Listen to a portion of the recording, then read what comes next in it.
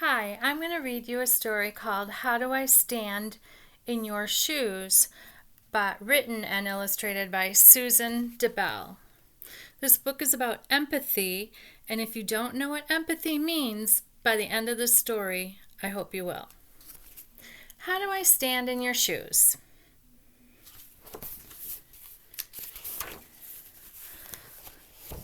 Miranda Peabody was 6 years old and very smart.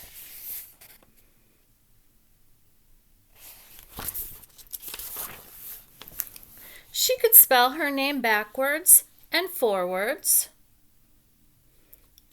She could whistle many catchy tunes. She could even stand on one foot, chew sugarless gum, and twirl her short brown hair all at the same time. She had a mom who was a high school health teacher and a dad who worked in a very large office building. They both thought Miranda was the best and told her quite often. Yes, Miranda was a very smart and talented person, but she had one problem. There's her mom and dad. I wonder what her problem is. She looks kind of angry. She couldn't understand any of the students in her class, and she had no patience with them. In fact, she often got very angry with her classmates and made fun of them. She even called them names. So every day at school, Miranda would remark to her teacher, Ms. Klemp, that she just couldn't understand anyone in her class and asked her teacher why the other students weren't as smart and talented as she. And she's saying, I don't understand.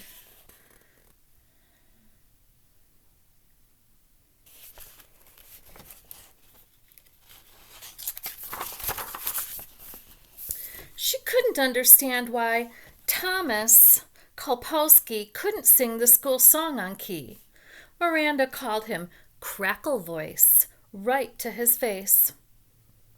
She couldn't understand why Arlene Lee couldn't draw straight lines. Miranda told Arlene that her pictures were the worst ones she had ever seen. And she couldn't understand why Brian Peters couldn't even finish his homework on time. Miranda told him he was slow and that he better speed up if he wanted to be successful in school.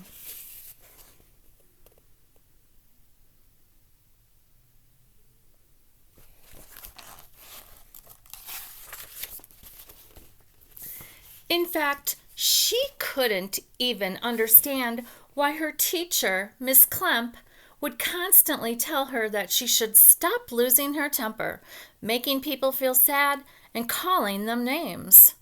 Ms. Klemp suggested that Miranda try to understand other people by standing in their shoes. Miranda wondered what standing in someone else's shoes meant, so she decided to ask her best friend Patricia Greentree if she knew.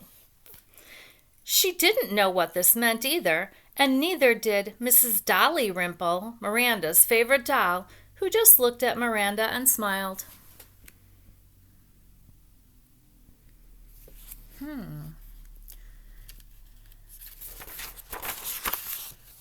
When she asked her mother about standing in someone else's shoes, her mother began to explain the importance of wearing properly fitted shoes.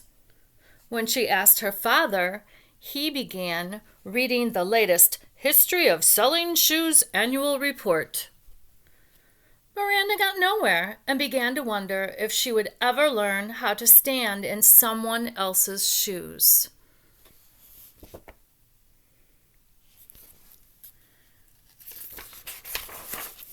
Finally, she decided to experiment. She collected all of the shoes she could carry from the closets in her house and piled them carefully on the floor of her room. She then sorted them into pairs and began to stand in each one. It says shoe researcher. One shoe fits all. True. She stood in her dad's shiny leather slippers, but they were so big that she almost fell flat on her face. Then she stood in her mother's platform summer sandals, but they were so high that Miranda could hardly see the floor. When she tried to stand in her baby shoes, they would only fit on the tops of her toes. Miranda tried on each pair in her carefully sorted pile, but none of them fit comfortably.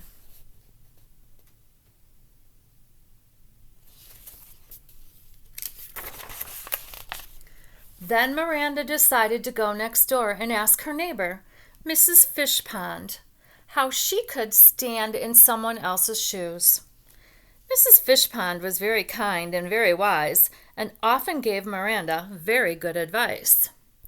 Mrs. Fishpond, Miranda asked, how can I stand in someone else's shoes? Very carefully, Mrs. Fishpond answered.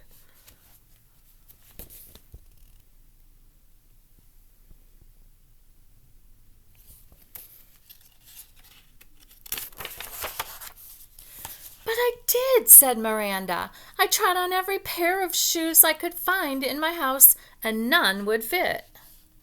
Mrs. Fishpond smiled. To really stand in someone else's shoes, you must put yourself in that person's place.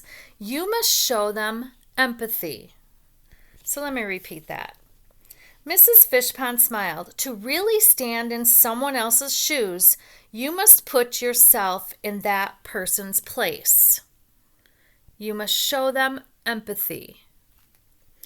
Empathy, thought Miranda. Now there's something else that I don't understand.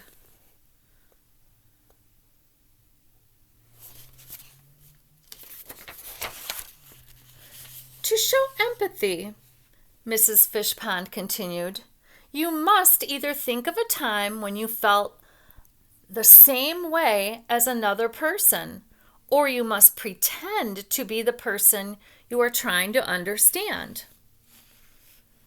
So Miranda closed her eyes and remembered a time when she lost her front teeth and couldn't whistle for several weeks.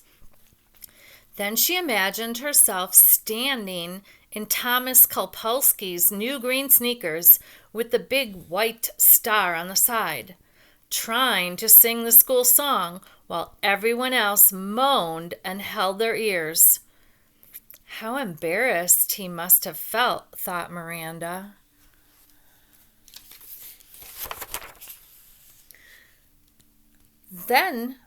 She then remembered a time in art class when she couldn't draw a face no matter how hard she tried. Then she tried to imagine herself standing in Arlene Lee's fancy pink tennis shoes, trying to draw enough straight lines to make a house. How frustrated and sad Arlene must have felt, Miranda thought. Then she thought of the time she was trying to understand her spelling homework, while her father practiced his favorite song, Home on the Range, over and over again on the saxophone. She then imagined herself standing in Brian Peters' black boots, trying to finish his homework while his babysitter's 2 young sons ran around the house screaming for another ice cream cone. How sad and embarrassed he must have felt when he had no homework to turn in the next day.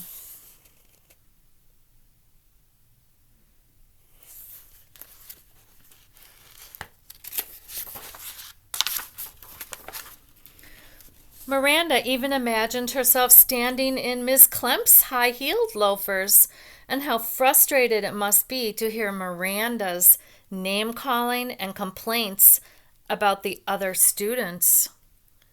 When she had imagined herself in the place of everyone in her class, Miranda thanked Mrs. Fishpond for her help and ran home to tell her parents what she learned about empathy.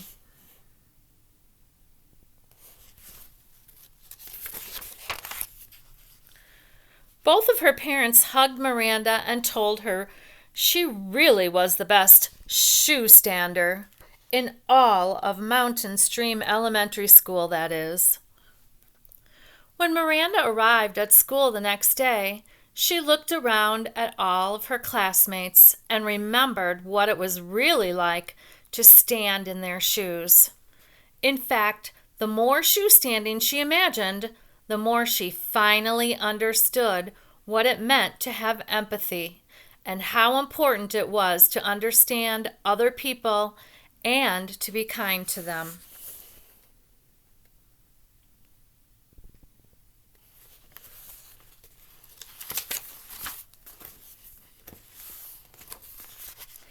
Having empathy was an important tool that Miranda knew she needed to use every day, everywhere she went, and with everyone she met. That night, Miranda had a wonderful dream. She dreamed that she was standing in the shoes of everyone in the whole world and that she had empathy for them all. Thank you so much for listening, and have a great day.